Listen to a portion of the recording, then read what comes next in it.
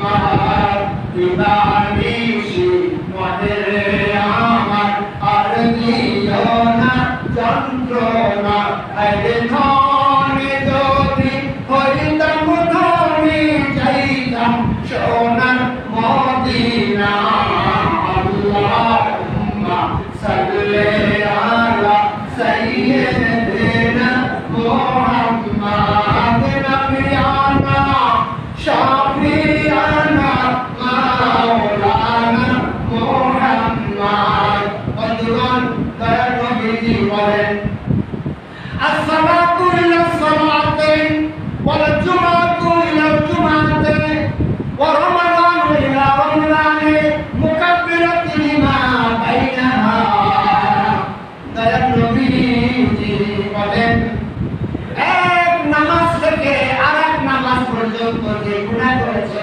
ওই নামাজের উসিলায় আল্লাহ তাআলা মাফ করে দেন। এক জুমার নামাজ পড়ার পর আরেক জুমা পর্যন্ত যত গুনাহ করেছেন ওই গুনাহ তোমার নামাজের উসিলায় আল্লাহ তাআলা মাফ করে দেন। এক রমজান থেকে আরেক রমজান পর্যন্ত যত গুনাহ করেছেন আল্লাহ রাব্বুল আলামিন সব গুনাহ মাফ করে দেন। এটা আমার কোনো বানানি কথা বাইরে না আমাদেরকে আল্লাহ জান্নাত দেন। সেজন্য দয়ার নবীর খাতিরে আমাদেরকে এত ফজিলত দিয়েছেন। দেখি কিছু আলোচনা করা যায় কিনা, সময় তো ঘনিয়ে আসছে, কোন সময় কি করবো কোনো দিশা করতে পারি না। পাইলে দিয়ালাই গো নবী পাইলে দিয়ালাই পাইলে দিয়ালাই গো নবী পাইলে দিয়ালাই তুই কদমে চুমো খাবো তুই কদমে চুমো খাবো চরণ ধুলি মাখবো গায় পাইলে দিয়ালাই গো নবী পাইলে দিয়ালাই দয়াল নবী কবু তুরে লোহিত সাগরের তীরে দয়াল নবী বহু দূরে লোহিত সাগরের তীরে মদিনার ওই সোনার ঘরে মদিনার ওই সোনার ঘরে আছেন তিনি সর্বদা পাইলে দিয়ালাই গো নবী পাইলে দিয়ালাই উম্মতি উম্মতি বলে কান্দে নবী জীবন ভরে উম্মতি উম্মতি বলে কান্দে নবী জীবন ভরে এখনো কাদের নবী এখনো কাদের নবী পাপী উম্মতের মায়ায় পাইলে দিয়ালাই গো নবী পাইলে দিয়ালাই কান্দি আমি কাশীপুর এনএস কাদের মাদ্রাসার ময়দানে বসে দাও গো দেখা স্বপ্নে এসে কান্দি আমি বরিশাল বসে দাও গো দেখা স্বপ্নে এসে কান্দি আমি বসে বসে কান্দি আমি বসে বসে আপনাকে পাওয়ার আশায় পাইলে দিয়ালাই গো নবী পাইলে দিয়ালাই। বন্ধুগণ আজকে আপনারা ঈদের নামাজ পড়তে এসেছেন।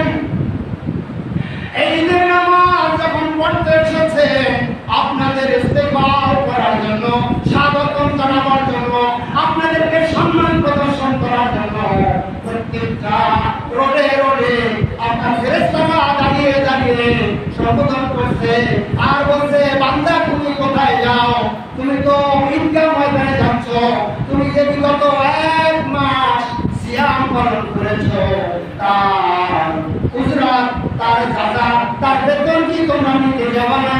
তাড়াতাড়ি চলে যাও তাড়াতাড়ি চলে যাও। যারা প্রথম যাবা তারা প্রথম উজরাত পাবা। উজরাত কি দিবে আল্লাহ?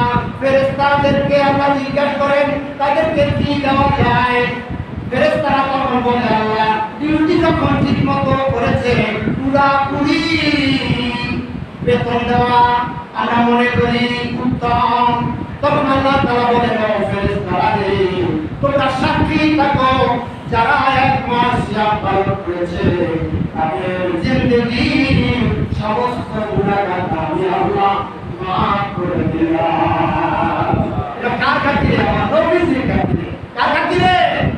উম্মতের কান্দার নবী, রহমতের ভান্ডার, উম্মতের কান্দার নবী, রহমতের ভান্ডার। নবীকে হাসরে কে করিবে পার? উম্মতের কান্দার নবী, রহমতের ভান্ডার। আমার নবী দয়ার সাগর, গুনাহগার উম্মতের পাগল। আমার নবী দয়ার সাগর, গুনাহগার উম্মতের পাগল। প্রজাসরে সিজদায় পড়ে কাফের ফেরেশতার, উম্মতের কান্দার নবী, রহমতের ভান্ডার। আল্লাহ রাব্বুল আলামিন বলেন, হাবিব, ও হাবিব, ওয়ালা সাউফা ইউতিকা রাব্বুকা ফাতারদা। নবী গো, আপনাকে হাসরের ময়দানে এমন জিনিস দিব যে জিনিস পাই আপনি খুশি হয়ে যাবেন।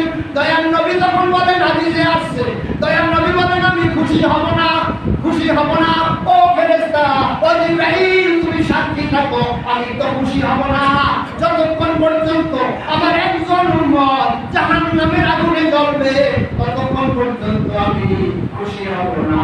এমন নবীর উম্মত আমরা হয়েছি যে নবীর সুপারিশে আমরা জান্নাতে যাব।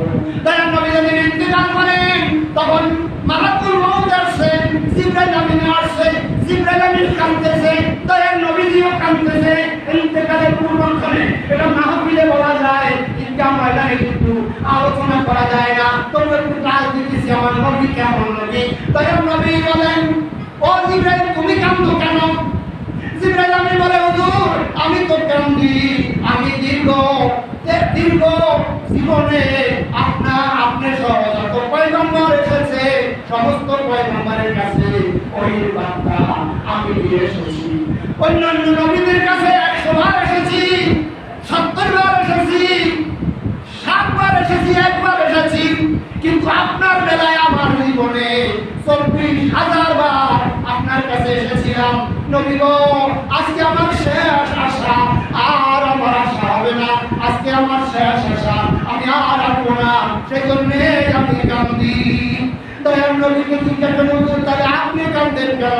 দয়ার নবী বলেন, আমি কান্দি, আমার লিবাদি উম্মতি, আমার পরে আমার উম্মতের দশা কি হবে, আমার উম্মতের কি দশা হবে, সেজন্য আমি কান্দি।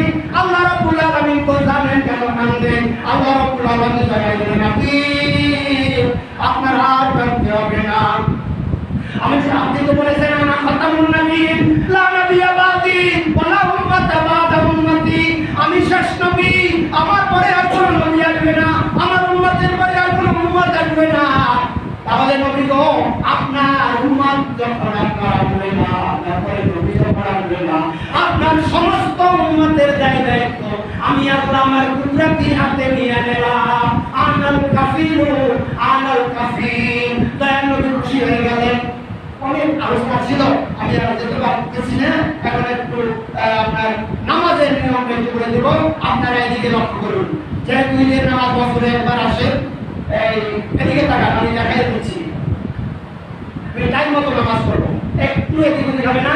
যদি দূরে কারা যদি এখন আসতে না পেরে থাকেন, জলদি চলে আসুন, জলদি চলে আসুন। আমি নিয়ম বলে দিচ্ছি। ঈদের নামাজ 6 তাকবীর, অতিরিক্ত 6টা তাকবীর দেওয়া লাগে। নামাজের আছে 2টা, ঈদের নামাজ কয় রাকাত? 2 রাকাত।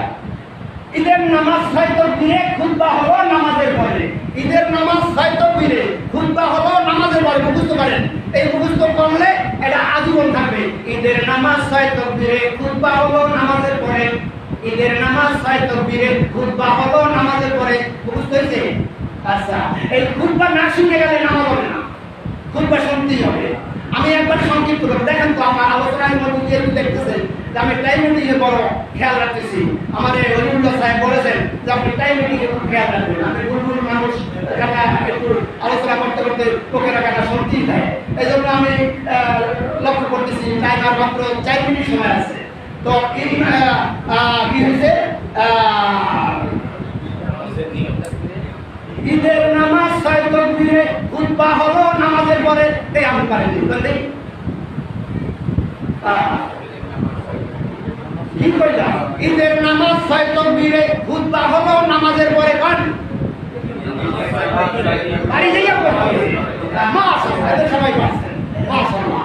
এখন আরেকটা জিনিস, এই যে আমি ধরেন আমি ইমামতি করি বা এই মাদ্রাসার প্রিন্সিপাল করে জিজ্ঞেস করুন, এইরকম একটা তাকবীর দেব, আল্লাহু আকবার, সুবহানাকা আল্লাহুম্মা ওয়া বিহামদিকা ওয়া তাবারাকা ইসমুকা ওয়া তাআলা জাদ্দুকা ওয়া লা ইলাহা গায়রুক। এইটা কিন্তু নামাজের জন্য। এখন অতিরিক্ত 3টা তাকবীর হবে, তাকবীরে কিন্তু হাত উঠবে, হাত বাড়বেন না। আল্লাহু আকবার, আল্লাহু আকবার, আল্লাহু আকবার, আলহামদুলিল্লাহি রাব্বিল আলামিন গায়রিল মাগদুবি আলাইহিম ওয়াদ-দাল্লিন, কুল হুয়াল্লাহু আহাদ। ওই মনে করেন আল্লাহু আকবার, এক রাকাত শেষ। দ্বিতীয় রাকাতে ইমাম সাহেব আলামত পড়বে, একটা সূরা মিলাবে, তারপরে রুকুতে যাওয়ার আগে অতিরিক্ত 4টা তাকবীর দিবে। 3টা হলো ঈদের তাকবীর, আরেকটা হলো নামাজের। এরকম খেয়াল করেন।